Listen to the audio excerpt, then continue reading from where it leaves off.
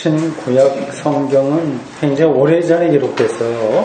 2000년에서 2500년 전이니까 사실 말로 이렇게 하지만 까마득한 세월입니다. 그래서 그 말씀을 읽으면 이해되는 것 같지만 사실은 이해하기가 쉽지 않습니다. 오늘 설교 본문의 마지막 구절인 고린도후서 5장 1절을 제가 공동번역으로 다시 읽어볼 테니까 그냥 들어보십시오. 어떤 뜻인지 곰곰이 생각해 보시기 바랍니다. 우리가 들어있는 지상의 장막집이 무너지면 우리는 하늘에 있는 영원한 집에 들게 된다는 것을 알고 있습니다. 그것은 사람의 손으로 지은 것이 아니라 하나님께서 세워주시는 집입니다. 낱말 뜻이야 어려운 거 하나도 없어요. 여기서 지상의 집과 하늘의 집이 대비되고 있습니다. 지상의 장막집, 이게 무너진다고 하는 것은 물론 죽는다는 거란 뜻이에요. 이것으로 우리의 운명이 끝나는 게 아니라 하늘에 있는 영원한 집에 들게 된다고 합니다. 이게 무슨 뜻인가요? 보통 우리는 죽어서 천당 간다고 이야기합니다. 하늘 천자예요. 하늘 천자에 집당자. 그래서 하늘의 집. 그러니까 바로 우리가 읽은 본문 하늘의 영원한 집과 같은 뜻이에요. 이 천당이라고 하는 말은 좀 그 헬라어 성경에 나와 있는 거를 이제 정확하게 번역된 건 아닙니다. 보통 헬라어로 그 신약 성경에서 하나님 나라 혹은 하늘이라고 이야기할 때는 바실레이아 또는 우라노스라고 합니다. 그걸 이제 천국이라고도 번역하고 하나님 나라 혹은 하늘나라 이렇게 번역을 합니다. 어떤 단어로 번역하든지 지금 우리가 살고 있는 이 지상에서의 삶과는 전혀 다른 그런 삶이 보장되어 있다 이런 뜻으로 우리가 이해할 수 있어요. 일단은 그렇습니다. 근데 그게 뭐냐고 하는 거예요. 근데 기독교 신앙이 잘못하면 어렴풋하게 가요. 그냥 그러려니 들은 풍월로 생각하는데 그걸 여러분들이 끝까지 붙들고 들어가도록 해보십시오. 하늘의 집이라고 하는 것, 혹은 천국, 천당이라고 하는 것은 현대 물리학에 대한 조그만 식견이라도 있는 사람이라고 한다면 동의하기 어렵습니다. 지금 우주 하늘에는 집이 없어요. 있을 수가 없습니다. 거기에는 수많은 별들이 있을 거고요. 태양과 같은 별들이 있고 그 사이는 흑암 물질이 채우고 있습니다. 우리의 먼 미래 후손들이 우주 어느 곳에 이 지구와 거의 생태적인 조건이 비슷한 한 행성을 발견해서 그쪽으로 비행기를 타고 우주선을 타고 날아갈 날이 올지도 모르겠어요. 그렇다면 그곳이 바로 천국일까요? 천당일까요? 하늘나라일까요? 우리가 가야 될 영원의 집일까요? 그렇지는 않습니다. 설령 그런 일이 벌어진다고 하더라도 거기는 영원한 게 아니기 때문에 그렇습니다. 모든 별들도 유한한 거예요. 이 태양도 45억 년 정도 됐고요. 한 중간쯤 되는 별입니다. 계속 모든 별들은 있다가 사라지고 계속 그러기 때문에 영원하다고 말할 수 없고 우주 공간 어딘가 지구와 비슷한 별을 발견해서 우리 후손들이 거기 가서 산다고 하더라도 그것을 천당, 천국, 하늘나라라고는 할 수 없습니다. 하늘의 영원한 집이 무슨 뜻인지를 알려면 우선 성경이 말하는 하늘이 무엇인지에 대해서 질문해야 됩니다. 질문하셔야 돼요. 고대인들은 성경이 기록될 때 살았던 사람들은 고대인들이에요. 2000년, 2500년 까마득한 옛날입니다. 그들은 우주 물리학에 대한 이해가 깊지 못했습니다. 신화적인 세계에 머물러 있었어요. 그래서 이 지구가 거북이 등에 있는 거다. 그렇게도 얘기했어요. 우리나라 옛날 사람들은 뭐 달에 토끼가 있다. 뭐 그렇게도 얘기를 하고요. 창세기에도 보면 노아 홍수 이야기에 하늘에 문이 열려서 막 물이 쏟아졌다 이렇게 말합니다. 그러니까 고대인들은 하늘에도 물이 있다고 생각을 했어요. 하늘의 물과 땅의 바다의 물 가운데를 가르는 게 하나님께서 이제 궁창을 만든 거다. 그렇게 창세기 앞부분엔 그렇게 나와 있습니다. 고대인들에게 이 하늘은 아주 그 생명이 아주 신비한 방식으로 있는 원천, 그렇게 생각이 됐습니다. 그래서 주기도에도 보면 하늘에 계신 우리 아버지 이렇게 나오잖아요. 하늘에 계신 아버지, 그러니까 아직 우리들에게 다 드러나지 않은 은폐된 생명의 원천인 그 곳, 혹은 그 능력을 가리켜서 하늘 혹은 하나님이라고 불렀습니다.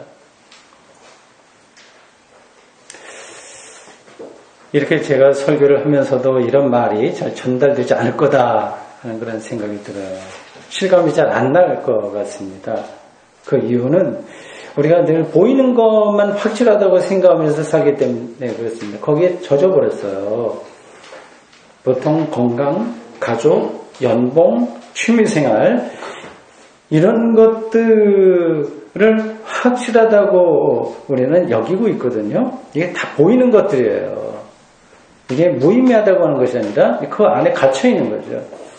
이런 것들만 현실로 실감하는 사람들은 기독교 신앙 안으로 절대 들어갈 수 없어요.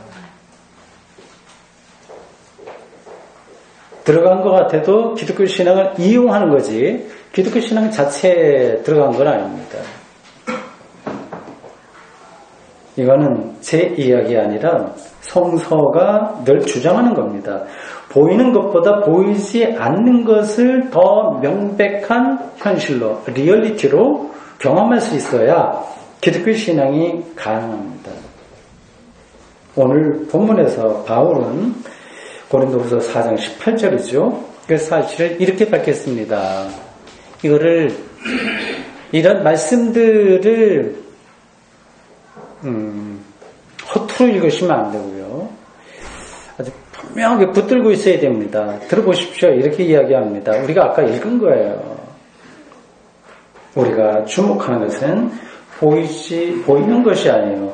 보이지 않는 것이니 보이는 것은 잠깐이요. 보이지 않는 것은 영원합니다.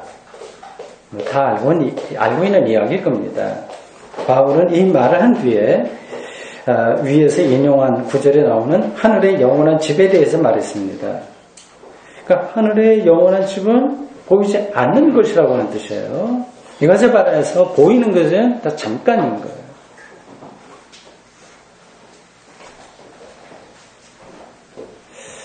이런 말들은 성경만 얘기하는 게 아니죠. 인생은 유수와 같다, 구름과 같다, 그런 이야기들을 많이 합니다. 그럼 명백한 사실이에요. 우리가 보는 것들은 다 잠깐입니다. 보이는 것 중에서 잠깐이지 않은 것은 없습니다. 우리의 젊음과 건강과 사회적 지위도 잠깐입니다. 제가 이 인생살이가 허무하다고 하는 말을 드리는 것이 아닙니다. 하나님이 세상을 창조했다는 사실을 믿고 그리고 알고 있는 기독교인들에게는 허무주의가 자리할 틈이 없어요. 저는 허무주의를 이야기하는 것이 아닙니다. 바울은 지금 믿는 사람들에게 주어질 영원하고 참된 생명을 강조하기 위해서 보이는 세상이 잠깐이라고 이야기한 겁니다. 영원하고 참된 생명은 지금 우리 눈에 보이지 않기 때문에 오히려 더 참된 거다고 이야기했습니다. 두 가지 간단한 예를 들겠습니다. 하나는 씨앗입니다. 씨앗은 지금 눈에 보이죠? 그 씨앗 안에 꽃은 보입니까? 보이지 않습니까? 아직 안 보여요. 보이지 않는 거예요. 그러니까 그 보이지 않는 꽃이 더 중요한 거죠. 언젠가는 꽃이 필 겁니다. 다른 하나는 교회입니다. 지금 교회의 모습은 보입니다. 사람들이 모이고 조직이 있고 그렇습니다. 이런 교회는 잠깐이에요. 씨앗과 같습니다. 이런 교회는 상처를 받을 수 있고요. 그리고 부패할 수도 있습니다.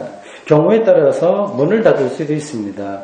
지난 2000년 동안 수많은 교회와 교단과 교파가 나왔다가 문 닫고 그렇게 했습니다. 그러나 보이지 않는 교회가 있습니다. 이 불가시적 교회는 예수 그리스도의 부활을 통해서 이미 승리한 교회입니다. 상처가 없는 교회예요.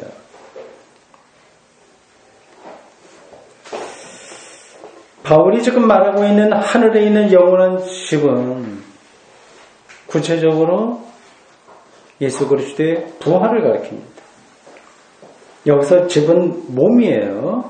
무너질 장막집이 지금의 몸인 것처럼 영원한 집은 변화된 몸이에요. 집이라고 해서 이런 사는 집이 아니라 몸을 가리킵니다.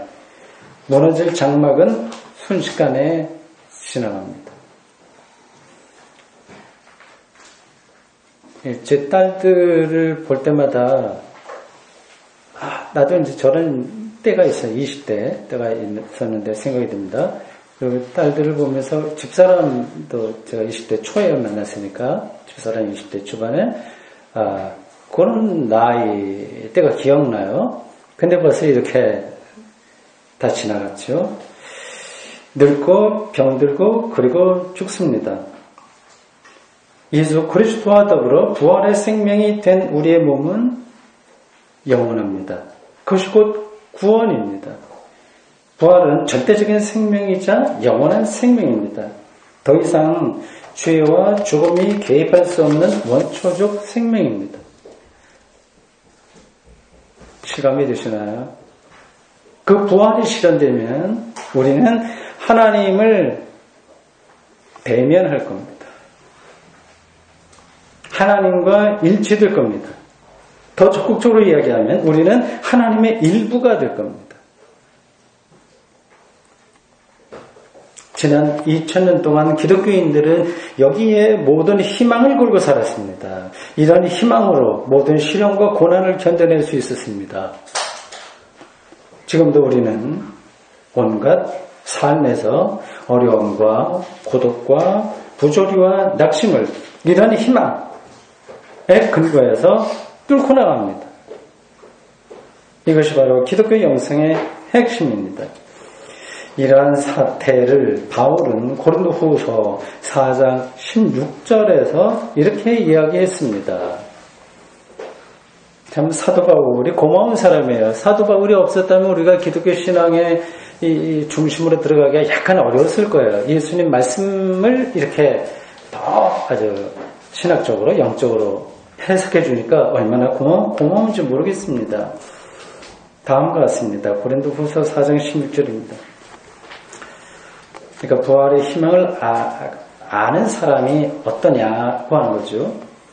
그러므로 우리가 낙심하지 아니하노니 우리의 겉사람은 낡아지나 우리의 속사람은 날로 새로워지도다. 여기서 겉사람은 앞에서 말씀드린 땅의 장막이에요. 우리 몸입니다. 우리의 총체적 인격입니다. 겉사람이 낡아진다고 하는 것은 단순히 늙어서 죽는다고 하는 사실만 가리키는 것이 아니라 고난당하는 기독교인의 삶을 가리킵니다. 이 바울의 삶이 그랬어요. 평생 동안 복음을 위해서 어릴 때는 아니고 청년이 된 다음부터 복음을 위해서 살면서 고난을 당했습니다. 고린도후서 11장 23절 이하에 따르면 그는 투옥당하고 태장을 맞았고요. 죽을 뻔한 적이 여러 번 있었고 온갖 위험과 미움을 많이 받았습니다. 암살당할 위기도 많이 있었습니다. 사도행전에 그런 일화가 많이 나옵니다. 오늘 본문도 그 고난을 전제한 이야기예요. 오늘 본문 바로 앞에 나오는 고린도후서 4장 8절에서 10절이 이거를 설명하고 있습니다. 성경을 이렇게 문맥적으로 이렇게 쭉 읽으셔야 여러분들 잘 이해가 될 겁니다. 공동 번역으로 읽을 테니까 들어보십시오. 우리는 아무리 짓눌려도 찌부러지지 않고 절망 속에서도 실망하지 않으며 궁지에 몰려도 빠져나갈 길이 있으며 맞아 넘어져도 죽지 않습니다. 이렇게 우리는 언제나 예수의 죽음을 몸으로 경험하고 있지만 결국 드러난 것은 예수의 생명이 우리 몸 안에 살고 있다고 하는 사실입니다. 놀랍죠? 짓눌리고 찌부러진다고 하는 표현을 사실적인 거로 읽으셔야 됩니다. 바울이 살던 시대는 유대교가 하나의 패권을 행사했었고 로마 정치가 그랬어요. 예수님도 그 유대 종교와 로마 정치 권력 제국의 힘에 의해서 십자가 처형을 당했습니다. 예수님을 따르던 초기 기독교인들도 다 그러한 고난과 시련을 당했습니다. 그 중에서도 바울은 유달리 많이 그랬어요. 유달리 그랬습니다. 그 사정을 아시는 분들은 알 겁니다. 그리고 이 바울은 좀 병약했습니다. 지병을 안고 살았기 때문에 달고 살아서 어떤 때는 그 개인 의사, 전담 의사가 선교 여행에 동행하기도 했습니다. 그 어려운 선교 여행에서 몸도 아프고 그리고 여러 가지 박해를 받고 하는 상황이라고 한다면 적당한 선에서 그만두고 좀 그렇게 살만도 한데 그는 복음 사역을 포기하지 않았습니다. 오늘 제가 바로 앞에서 읽은 본문 그대로 자기의 고백이 나오고 있어요.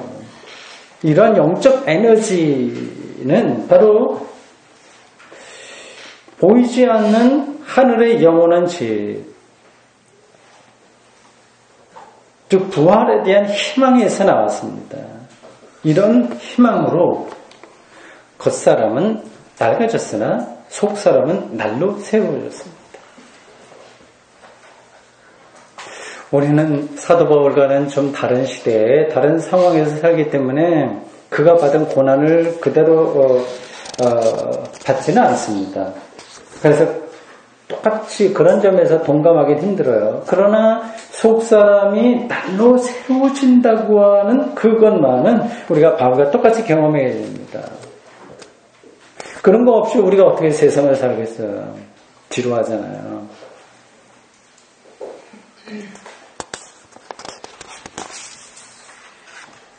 우리의 겉사람은 젊었을 때는 이제 노력하면 좀 튼튼해져요. 피트니스 여기 다니시는 분들이 있을 텐데 겉사람도 좀 노력하면 됩니다. 그러나 나이가 일정한 단계에 넘어가면 아무리 피트니스 아니라 뭐를 하더라도 한계가 있어서 안 된다.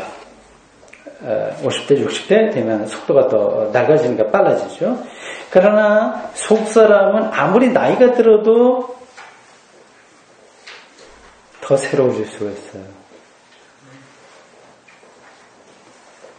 나이가 더 들어도 신앙은 더 깊어질 수 있습니다. 살아있으면 그게 가능한 거예요. 이런 점에서 우리는 저와 비슷한 연배거나 좀 더 되신 분들이나 우리는 나이 먹는 게 즐겁습니다. 안 그러신가요? 신앙이 점점 깊어지는 것보다 더 즐거운 일은 없기 때문입니다. 신앙이 점점 깊어진다고 하는 것은 곧 생명의 근본에 점점 가까워간다고 하는 이야기입니다. 그거를 더 절실하게 깨달으면 황홀한 거죠. 깨닫지 못하면 남의 이야기가 되는 거예요.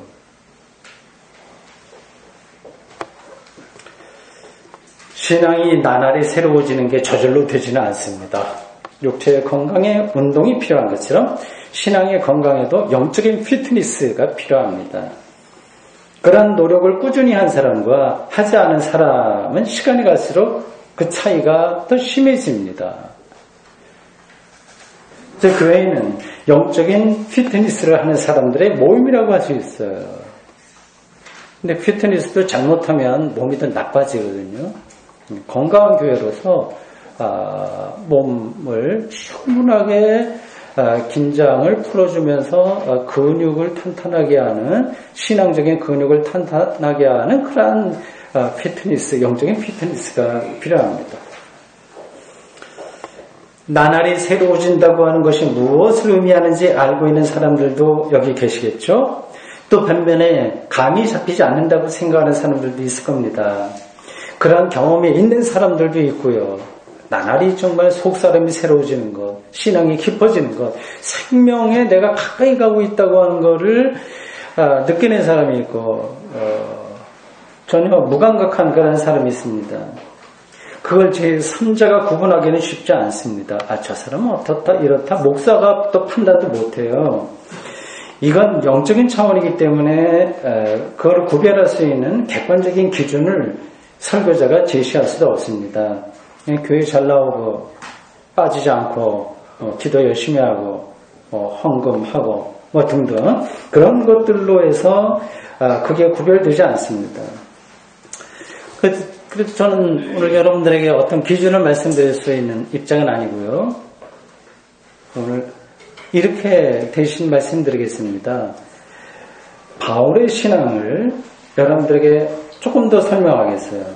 그가 어느 정도 경지까지 들어가는지를 알면 내가 그쪽으로 점점 나가고 있는지 새로워지고 있는지 아닌지를 알 수 있을 겁니다. 여러분들이 그걸 참조해서 보시기 바랍니다. 바울은 오늘 설교 본문에 이어지는 고린도후서 5장 2절 이하에서 아주 독특한 어떤 사상을 전합니다. 굉장히 좀 복잡하기 때문에 그 이야기를 다 하지 않겠어요. 집에 가서 여러분들이 더 꼼꼼하게 읽어보시기 바랍니다. 이제 자기는 그걸 기다린다고 그랬어요. 내 몸이 덧입혀지길 바란다. 몸이 없어지는 건 아닌 거예요. 무로 사라지는 건 아니고 어디 덧입혀지길 바란다. 그리고 내가 죽긴 하겠으나 생명에게 삼킴을 당하기를 바란다. 그걸 보고 있습니다. 그러니까 자신이 절대적인 생명의 화염처럼 쌓이는 거 그거를 보고 있어요. 네, 그거를 알고 믿는 그리고 확신하고 있는 사람이라고 한다면 지금의 장막이 무너진다고 해도 두려워하지 않습니다. 그래서 바울은 고린도후서 5장 8절 9절에서 담대하게 이렇게 외칩니다. 저의 어떤 신앙 고백이 되기를 바라는 마음으로 읽어보겠습니다. 들어보십시오. 우리가 담대하여 원하는 바는 차라리 몸을 떠나 주와 함께 있는 그것이라. 그런즉 우리는 몸으로 있든지 떠나든지 주를 기쁘시게 하는 자가 되기를 힘쓰노라. 죽든지 살든지 지금 죽어서 주님과 더불어 하는 새로운 생명에 들어가는 것이 차라리 나으나 그럴 형편이 아니라고 하면 죽든지 살든지 복음을 위해서 살겠다고 합니다. 삶과 죽음을 건너뛴 초월적인 신앙입니다. 이게 가능할지 않을지 참 실감이 잘 나지 않는 고백이기도 합니다. 우리 수준에서 보면 까마득한 경지예요. 비쩍 마르거나 포동포동 살찐 사람이 피트니스 장에 가서 완전히 몸이 근육질로 단련된 운동선수를 보고 있는 듯한 그런 느낌입니다. 한편으로는 부럽기도 하지만 다른 한편으로 나도 저렇게 될 수 있다고 하는 거룩한 욕망이 생기기도 합니다. 저는 모든 기독교인들이 바울처럼 높은 경지의 신앙에 이를 수 있다고 생각하지 않습니다. 아마추어 선수와 프로 선수가 다르듯이 신앙의 세계에서도 아마추어는 프로를 뛰어넘을 수가 없습니다. 그러나 그것으로 우리가 절망할 필요도 없는 거예요. 신앙의 세계에서는 아마추어라고 하더라도 핵심은 나날이 새로워지는 것입니다. 그렇게만 된다면 조금씩 진보하기만 한다면 그러니까 낮은 단계나 높은 단계나 상관없이 신앙에서는 그 모든 것이 다 성령의 활동이기 때문에 충분합니다. 바울의 놀라운 이 신앙 고백이 이 고백을 보고 그냥 놀라기만 하면 곤란해요. 그 신앙이 어디에 기초하고 있는지를 보아야 됩니다. 앞에서 말씀드린 그 바울의 신앙 고백 말입니다. 어디에 기초했는지 보십시오. 그 중심에는 우리가 처음에 읽은 구절이 자리하고 있습니다. 하늘의 영원한 집에 대한 확신이에요. 이게 우리 신앙이 나날이 새로워지는 중심인 거예요. 이런 확신이 있었기 때문에 바울은 나날이 새로워지면서 살든지 죽든지 주를 기쁘게 하는 자가 되기를 힘쓴다고 말할 수 있었습니다. 하늘의 영원한 집에 대한 확신이 부럽지요.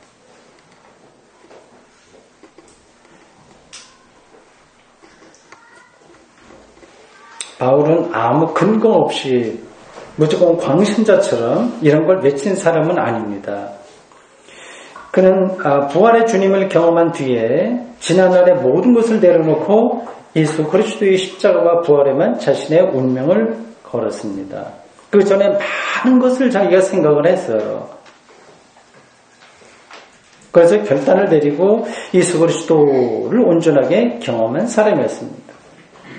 이제 복음을 위해서 자기의 인생을 살아가면서 시련과 고난을 수없이 당했지만 주를 기쁘게 하는 일에 전념할 수 있었습니다. 그 근거는 하늘의 영원한 집이 이 바울에게 가장 궁극적인 현실, 리얼리티가 되었기 때문입니다.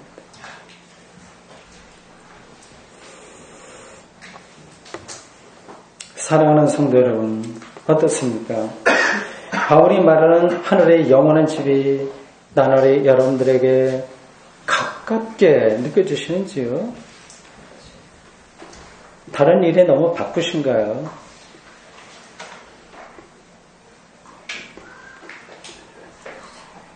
이게 막연하다고 생각하는 분들도 있을 겁니다.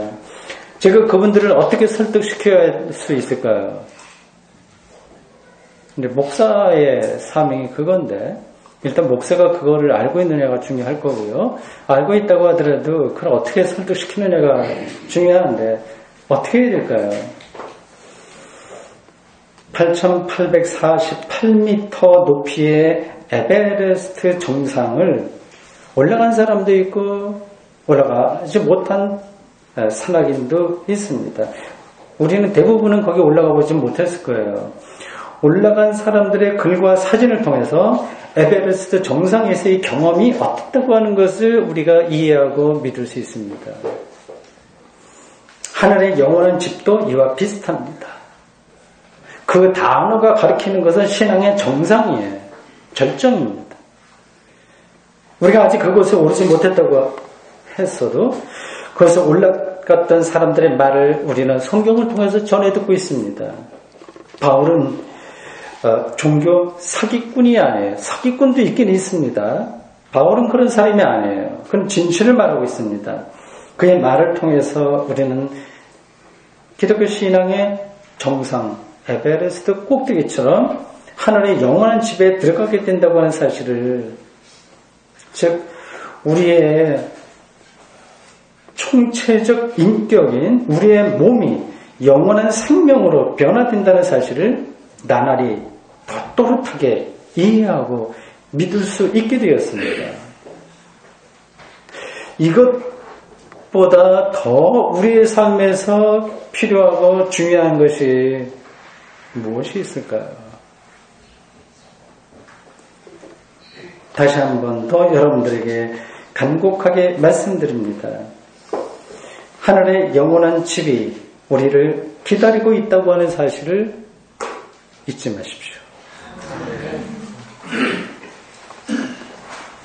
기도하겠습니다. 주님, 오늘 저희들 사도 바울이 2000년 전 고린도 교회에 보낸 편지 일부를 함께 읽었습니다. 하늘의 영원한 집이 우리에게 앞에 놓여 있다고 하는 이 놀라운 사실을 다시 한번 전해 듣습니다.